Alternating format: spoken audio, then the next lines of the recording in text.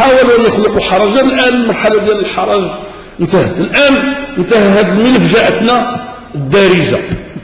إيوا دابا بحال اللي جايب شي بنت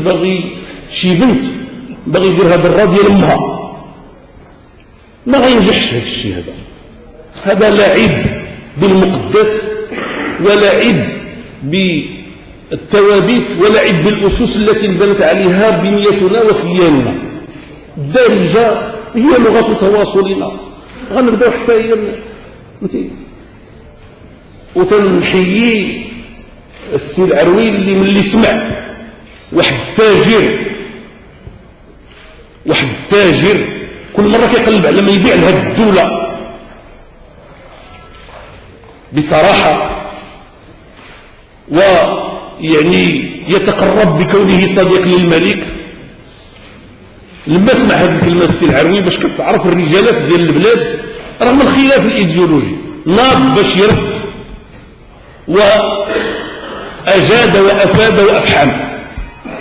ما يمكنش هذا الكلام يكون مقبول في دولة كتحترم نفسها، ما يمكنش. جلالة الملك هو ملك ديالنا كاملين، والكلام ديالو والخطابات ديالو واضحة وراه كنستدلوا بها. انتهى الكلام. لا كانت عندك شي تجارة سير دير حانوت، ومرة قول للناس بغيتي تبيع معجن، ومرة قول لهم بغيتي تبيع الرقمنة، ومرة قول لهم بغيتي تبيع يعني التربية الغير نظامية، وتاخذ الملايين ديال الدراهم. التلميذ ديالنا تيكلفنا في النظام العمومي تيكلفنا حوالي 5000 درهم في العام، وهو كان كياخذ 20000 درهم على كل تلميذ في العام باش يدير له التربية الغير النظامية. فلما قيل له نحن كفيلون بهؤلاء سندخلهم في نظامنا قامت الدنيا ولم تقمت. هذه هي الحقيقة. وإحنا ما كنتكلموش على هذا الشخص كنتكلموا على هذا الشخص باعتبار أنه يعني كل مرة كيجد واحد الشخص باش يروج لواحد الفكرة اللي غتكون العواقب ديالها سيئة.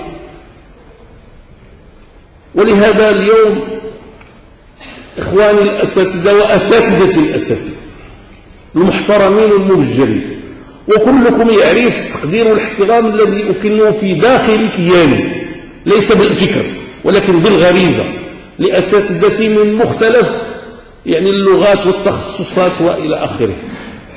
لا بد أن يتكلم أهل العلم